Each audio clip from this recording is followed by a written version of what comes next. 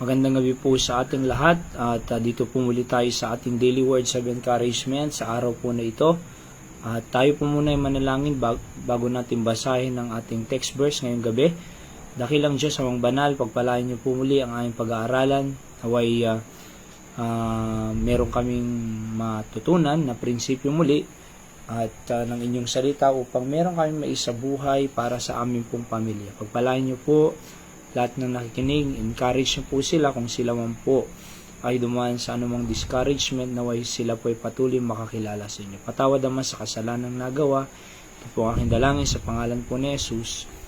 Amen. Alright, so ang ating text po, gamitin ko na lang po itong ginamit ng aming mahal na pastor, Pastor Sam Rafael, sa prayer meeting po kanina sa Bible Baptist Church Barani, Batak City, Ilocos Norte. 2 Thessalonians chapter 3 verses 1 hanggang 5 na lang po. Alright, sabi ng Biblia, "Finally, brethren, pray for us, that the word of the Lord may have precourse, and be glorified even as it is with you, and that ye may be delivered from unreasonable and wicked men, for all men have not faith.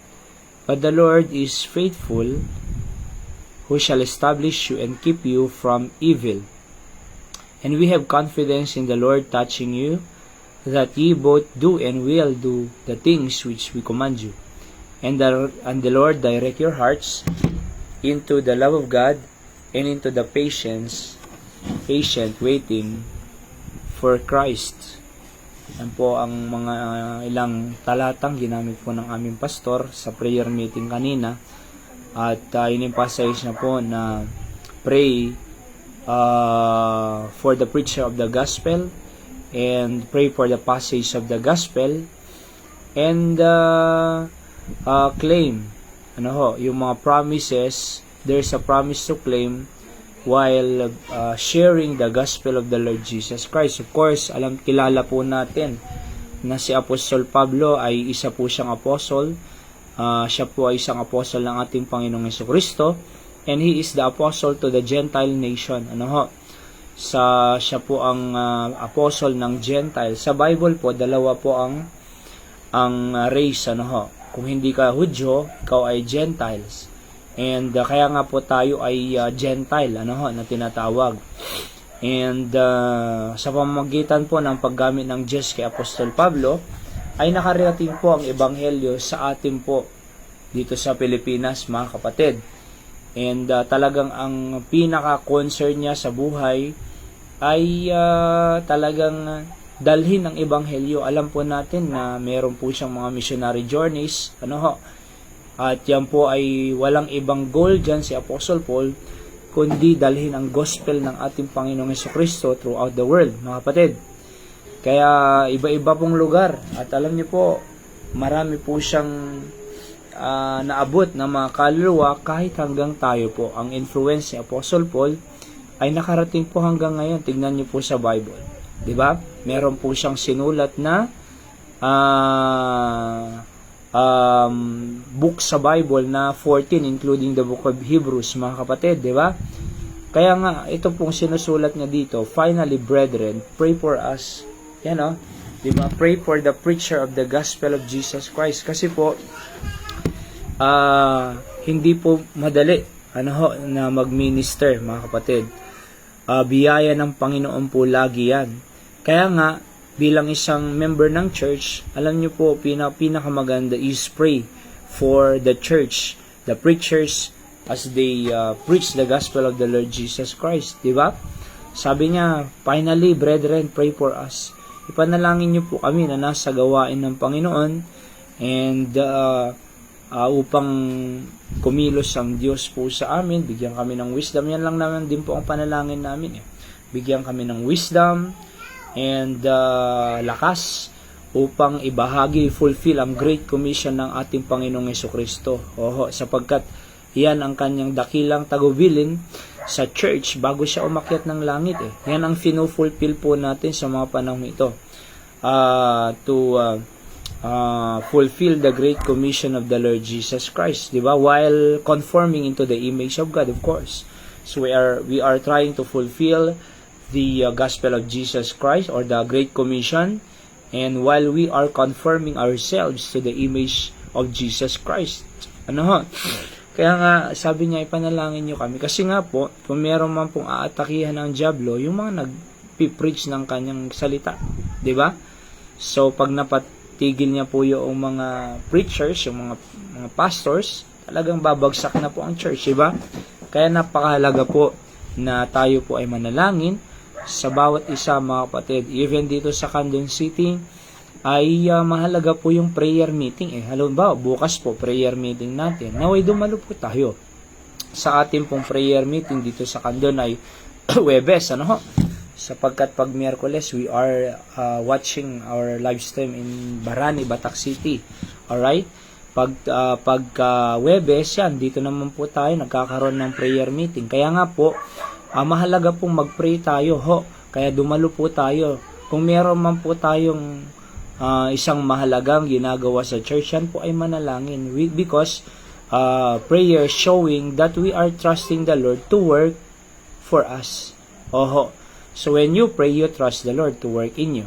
When you don't pray, you trust yourself. That's why bumabagsak po tayo, humihina po tayo, na naglulupay-pay tayo, nadidiscourage tayo, sapagkat we are trying to solve our problem by our own power. We cannot do that, kapatid. Kaya nga po, tayo lang po ay umaasa sa kalakasan, sa kapangyarihan ng ating Panginoong Jesucristo to work in us. Kaya sabi ni Paul dito, finally, brethren, pray for us that the word of the Lord may have pre-course. Yun, sabi ng pastor natin kanina ay the passage of the gospel, di ba? Magkaroon ng pre-course. Kumbaga, maging malaya ang gospel na maipangaral, may spread, at ito'y tanggapin ng tao. Meron siyang kalayaan. Alam niyo po, sa panahon nga ni Apostol Pablo, marami din pong persecution siya eh. Dati siyang nagpe-persecute sa church, pero nung na-convert po siya sa Christianity, kapatid, at siya na yung gumagawa ng mga gawain ng Panginoon, siya naman ang pinersecute, di ba? Kaya palipat-lipat din po siyang ng lugar, at sa totoo lang, nakulong din po siya, mga kapatid, kasi because of persecution, because of the preaching of the gospel of Jesus Christ. Pero, ganun pa man, ay nagpatuloy pa rin po siya di ba? Ngayon, sa ating bansa, salamat sa Panginoon, may kalayaan po tayong mangaral ng salita ng Diyos dito. Wala pong persecution, wala pong pumipigil, pero hindi natin alam kung hanggang kailan yan. Kaya nga po ngayon, samantalahin po natin, di ba, na maibahagi, maiabot ang ebanghelyo, lalong-lalo na po sa ating mga mahal sa buhay. Kawawa naman po sila kung mapupunta sila sa impyerno, di ba? Magulang mo, kapatid mo, loved ones mo, pinsan mo, kung sino pa yan, mapupunta sa impyerno. Naman natin, maawa naman po tayo sa kanila. Tayong nakakaalam ng katiyakan ng langit, ng kaligtasan ng Panginoong Jesucristo, di ba? Na siya lang ang tanging tagapagligtas, siya lang ang daang patungo sa langit, pananampalataya, pagtanggap sa Panginoon bilang tagapagligtas, ibahagi din po natin sa kanila, kaawaan po natin sila. So, sabi dito that the word of the Lord may have pre-course and be glorified, even as it with you. Alright? And that we may deliver from unreasonable and wicked men, for all men have not faith. So, marami ding taong ayaw maniwala pero ganun pa man, naway maging malaya ang gospel na maipangaral, makarinig ang maraming tao, di ba? Ngayon, habang ginagawa po natin yan, mga kapatid, praying for the preacher of the gospel, for the passage of the gospel, sabi nga ng pastor natin, ang promise to claim dito is, but the Lord is faithful naman. So, ang Diyos ay tapat lagi. Maraming beses hindi po tayo tapat, pero ang Diyos tapat di ba? The Lord is faithful. Nature niya po yan Kahit sabihin mong tayo maraming mga pagkukulang, pero nature ng Diyos talaga ay He is faithful. Salamat sa Panginoon dahil tapat po siya sa atin di ba? Kung hindi tapat ang Diyos, wala na. Tapos na ang ating ministry, tapos na po ang ating buhay, pero salamat sa Panginoon na Napakatapat niya po sa atin, sinusustain tayo, pinoprovide ang needs natin, nagkakaloban tayo ng lakas at katalinuhan, and ini-equip po tayo upang magawa ang kanyang ministry, di ba, ministeryo, kasi tapat Sabi pa dito, who shall establish you? Yan i-establish ka. Kaya nga kahit hindi mo alam ang gawain, pero willing ka na magpaturo sa Panginoon, i-equip ka niya God is equipping those who are called. Establish you. And keep you from evil. Oo. Ilalayo ka pa sa mga evil. Alam po natin sa mundo napakasama talaga. Patayan, guluhan, flood control, taguan, barilan, saksakan, away, gulo, kritisismo, napakaraming gulo po dyan Pero salamat sa Panginoon, sa gawain ng Panginoon po, ay akalain nyo, ini-establish tayo, ginagamit tayo ng Diyos, inilalayo pa tayo sa anumang masasamang bagay na gawain ng mundo. Ang Diyos ang nagkikip sa atin away from evil things. Kaya napakapayapa po, wala na pong ibang kapayapaan na buhay kundi nasa kalooban ng Diyos. Wala pong kapayapaan outside the will of God. Pero pag nasa kalooban tayo ng Diyos, mamumuhay po tayo ng payapat panatag, kapatid. Establish pa, ginagamit pa ng Diyos, di ba? Diyan na lang tayo.